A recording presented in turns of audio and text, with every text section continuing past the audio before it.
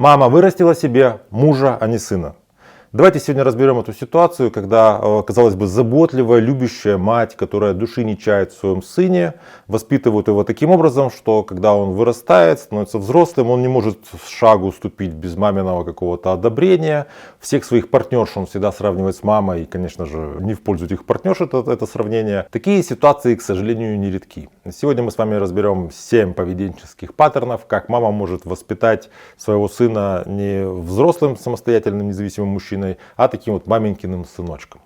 Меня зовут Евгений Масеев, я психиатр и психотерапевт, я давно работаю в теме психологии отношений. И сегодня мы поговорим о том, как женщина может воспитать себе вечного сына, вечного ребенка. Если эта тема вам интересна, ставьте лайк под видео, подписывайтесь на мой канал, чтобы не потерять меня, и мы с вами начинаем. Первое – это тотальный контроль под видом заботы.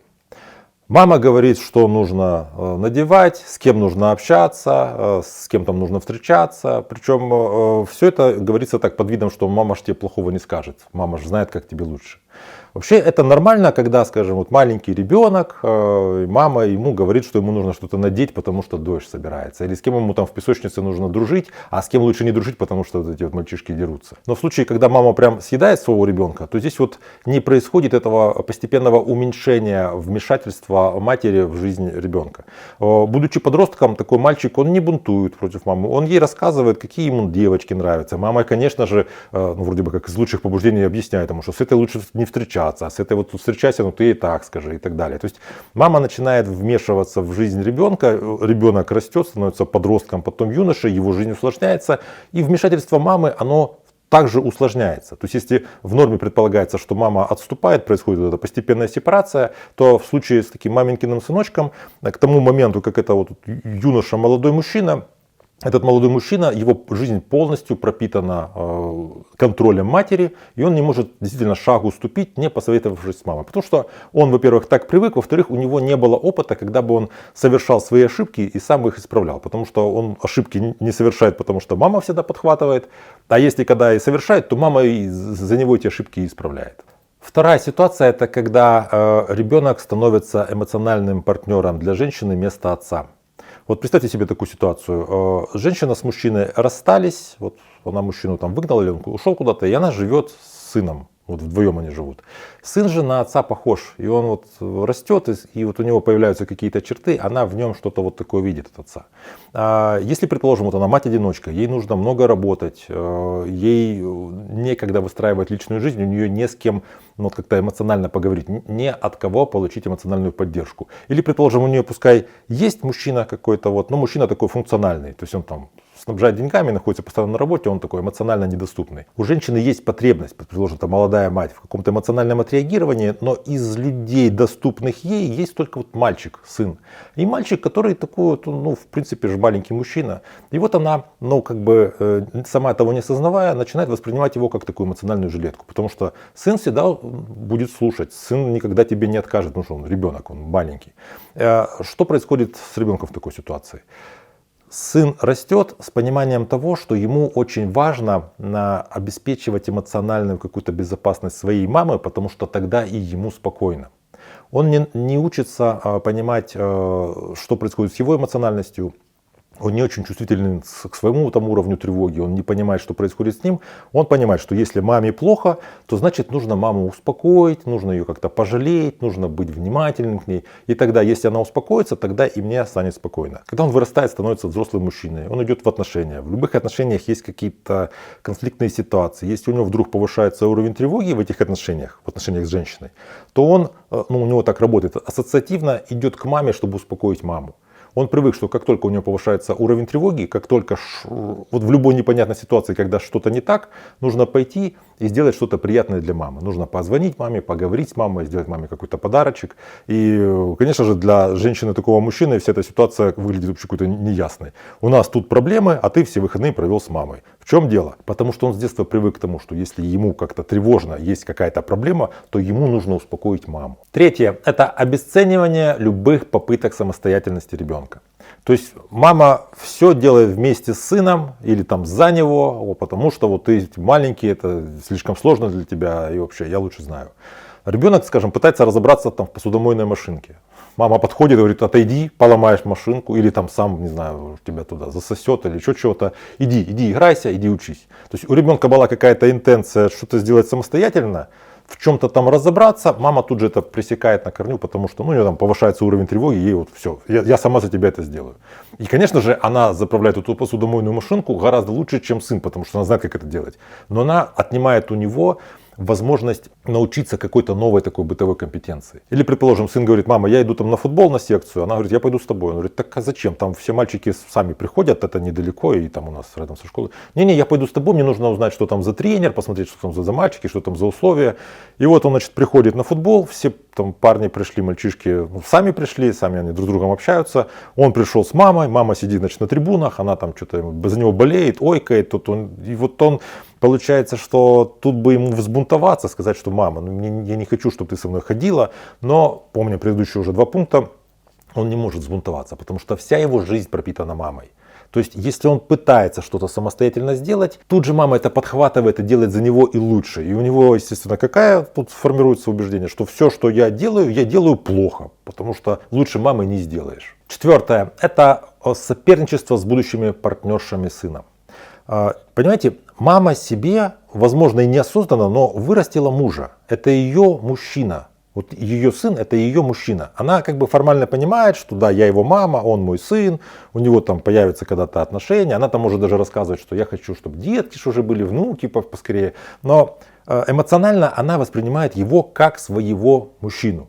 И пока вот он подросток, интересуется какими-то девочками, мама может просто их критиковать, что это тупая, это плохо учится, это некрасиво, это несерьезно и что-то там еще. Но когда парень уже подрос, вот он уже встречается с какой-то девушкой, для мамы здесь такой яркий конфликт. Она делит своего сына с другой женщиной, потому что ее сын, он же это и ее мужчина. В норме ведь как происходит? Матери мужчины и его женщине делить нечего, потому что одна мать, а вторая — это его женщина. То есть тут нет пересечения каких-то интересов. Когда же это такая мать, которая и мать, и она же и женщина в жизни это своего мужчины, которого она сама для себя вырастила, то понятно, что конфликт интересов есть. И мама начинает всячески вмешиваться в эти отношения. Она требует повышенного внимания к себе со стороны сына, со стороны этой будущей невестки, потому что ж она так ко мне относится, она меня не уважает. Она может там, предположим, зная, что вот ее сын с женщиной где-то они там встречаются, чем-то занимаются, она может звонить им, возмущаться: чего вы не берете трубку, у меня тут такое дело, там что-то кот разыкался, еще что-то. То есть она всячески вмешивается, потому что для нее это конфликт. То есть ключевой момент здесь: это мой мужчина, и я его так просто не отдам. 5. Это физическая забота вместо обучения самостоятельности. Мама годами продолжает выполнять базовые бытовые задачи, она готовит, стирает, убирает и так далее, и таким образом не позволяет ребенку научиться этому, что-то сделать для себя. То есть это мальчик, потом подросток, потом юноша, потом это молодой мужчина, которому 30 лет, а он не знает, с какой стороны вообще стиральная машина, как у нее дверь открывается, или как вообще что-то себе там приготовить. Приводит это к тому, что у такого сына возникает определенные ожидания от отношений. То есть когда у меня будет женщина, значит, видимо, все должно быть так, как было с мамой. Она сама все будет делать автоматически. Во-вторых, он просто не приспособлен к взрослой жизни. То есть это такой мужчина, который в отношениях, если, скажем, вы что-то не сделали, он будет сидеть и ждать, пока вот оно будет сделано. Это же, кстати, такого мужчины привязывает к маме, потому что ему очень сложно выстроить отношения, ему очень сложно быть вообще даже без отношений, но и без мамы. Он не самостоятелен. 6. Это манипуляция виной за любые попытки сепарации. Как только сын такой матери пытается, не знаю, каким-то образом отстаивать свои интересы, мама начинает его винить, что вот я тебя одна вырастила, ночей не доспала, ты в детстве много болел, я на 2 работах работала, тебя вот одна на ноги поставила, и вот сейчас ты вот так вот со мной разговариваешь, или сейчас ты вот на выходные поехали со своей девушкой куда-то там, вот вы вместе время проводили, я позвонила, мало того, что ты трубку не взял, так ты перезвонил аж через час. Разве этого я заслужила? Или, предположим, там, скажем, молодой этот парень собирается переехать от мамы, чтобы съехаться с девушкой, и она ему говорит: ну, конечно, вот как ты уедешь, а кто мне, если что, скорую вызовет? Я ж болею из-за того, что я все здоровье положила на то, чтобы тебя вырастить. А кто мне таблетки даст, если что? То есть даже если парень переезжает, но это очень сложно, такие фразы мамы назвать поддержкой, и он будет находиться в этих отношениях со своей девушкой в постоянном чувстве вины, что я вот маму предал, я маму бросил. И как только у этого парня с девушкой возникнет какой-то минимальный конфликт, минимальное напряжение, у него в голове уже есть вот это вот такой бэкап-план. То есть с тобой у нас чего-то вроде не получается, а там мама одна сидит, которой помощь моя нужна. Из этого такому парню очень сложно выстраивать отношения, потому что в любых отношениях, как только какое-то напряжение, какой-то мини-конфликтик, он сразу так скатывается назад, потому что там много вины. Седьмое, это когда стирается граница между сыном и своим парнем. Это вот эта ситуация, когда мама сына делает своим другом.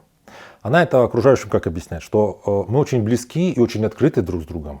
У нас нет друг от друга секретов, высокий уровень доверия, поэтому я говорю со своим сыном на все взрослые темы. И вот она берет своего сына на встречу со своими подружками, сидит парень, ему там 12, 13, 15 лет, а вот они с подружками там, скажем, обсуждают мужиков, ну или какие-нибудь вот такие темы.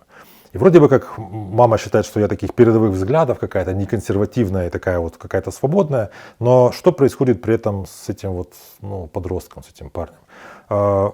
Он слышит женский взгляд по поводу того, каким нужно быть мужчине. То есть он из маменькиного сыночка становится как бы еще и дамским угодником. У него нет времени прислушаться к себе и понимать, что он хочет получать в отношениях. Он не может прислушаться к своей какой-то эмоциональности, чтобы там заметить там, возможно, любовь, какую-то страсть. У него нет рядом мужской вертикальной фигуры, в частности отца, который бы мог бы объяснить ему мужской взгляд на то, для чего мужчине вообще нужны отношения, что мужчина может в отношениях получить и что мужчина может женщинам в отношениях дать. Нет, он оказывается таким своим парнем, оказавшимся в женском коллективе, где он изучает то, что женщины хотят слышать. У него нарабатывается какой-то такой небольшой какой-то перечень того, что женщинам, как правило, нравится слышать. И, соответственно, когда он потом выстраивает отношения, он вначале говорит все правильные слова. Это, конечно же, очень быстро его сближает с женщиной, а потом наступает момент, когда он все, что знал, все сказал, и теперь дальше что? И дальше непонятно. Но бывает так, когда женщина встречает мужчину, а мужчина вот такой обходительный, вот так ухаживает, такие красивые слова говорит, такой вот какой-то обаятельный, но до какого-то момента это все вот происходит, а потом вот дальше развитие невозможно, и оказывается, как правило, что у этого мужчины есть самая важная женщина в его жизни, это его мама. Даже если он прямо так не говорит, он все равно за всеми советами, за всеми какими-то подтверждениями, там, и за всей поддержкой идет к маме. То есть это как раз вот эта ситуация, когда мама когда-то стерла границы между сыном и таким другом, своим парнем, и в результате получила вот такого вот сына, который это ее и сын, и лучший друг, и это важный, самый главный мужчина в ее жизни. Что в такой ситуации делать? Прежде всего, нужно, конечно, работать с мужской сепарацией, потому что никогда не поздно, так сказать, перерезать эту пуповину. Но тут важно, чтобы была какая-то критика вообще. Если вы мужчина, и вы понимаете, что вроде бы у вас вот в отношениях с мамой есть какая-то такая вот неясность, и что-то из того, о чем я говорил, вы вроде вспоминаете, что в детстве у вас было, с этим можно поработать, вам тогда проще, потому что вы осознаете, что вот есть какая-то ситуация, с которой нужно работать, с этим можно работать. Если вы женщина, и вы находитесь в отношениях с мужчиной, и вам кажется, что там вот у этого мужчины с мамой какая-то такая склеенность, у них какая-то там не сепарация, то тут ситуация немножко сложнее. Потому что если вы будете так напрямую в лоб говорить, что вот смотри, мама вмешивается в твои дела, у тебя там с ней сепарация не пройдена, она какая-то слишком там навязчивая, она к тебе относится как к своему мужу. Если вы такое в лоб скажете, вы можете получить очень такой резкий ответ, потому что в принципе никому не нравится, когда про его маму говорят плохо. А если этот мужчина еще, скажем, не критичен к ситуации, то есть ему кажется, что оно все вот как всегда было, так оно всегда есть. Я не вижу здесь никакой проблемы. И если вы начнете говорить о том, что проблема, вот она вроде бы как есть, то в его голове проблемой окажетесь вы. Вот моя мамочка любименькая, все всегда было хорошо, а потом ты появилась и начинаешь тут высказывать, как мне с мамой выставлять свои отношения. В такой ситуации, к сожалению, вам нужно понять, насколько вы вообще можете влиять на динамику этих отношений и насколько эти отношения вообще возможны в том формате, в котором вы хотели бы, чтобы они были. В любом случае, если у вас возникают какие-то вопросы, вы можете обратиться ко мне на консультацию. У меня под каждым видео есть ссылка для записи. Я работаю с людьми с разных стран, континентов, часовых поясов, поэтому, пожалуйста, обращайтесь. Иногда хватает такого первого прикосновения, чтобы как-то вот разобраться в ситуации, увидеть свою ситуацию со стороны немножко, чтобы заметить все вот эти вот слепые зоны. Но бывает, что за первым прикосновением возникает много интереса для того, чтобы в дальнейшем разбираться со своей ситуацией. Поэтому тут все очень индивидуально. Напишите, пожалуйста, в комментариях, сталкивались ли вы когда-нибудь с мужчиной, который оказывался вот таким вот мужем для своей мамы? Что вы в такой ситуации делали? С какими эмоциями вы сталкивались? Не знаю, там, отчаянием, гневом или вообще поделитесь своим опытом. Я всегда благодарен, когда вы делитесь своим опытом. Также, если эта тема вам интересна, ставьте лайк, подпишитесь на мой канал, чтобы не пропустить следующие мои видео. Берегите себя и своих близких, и до встречи в следующих выпусках.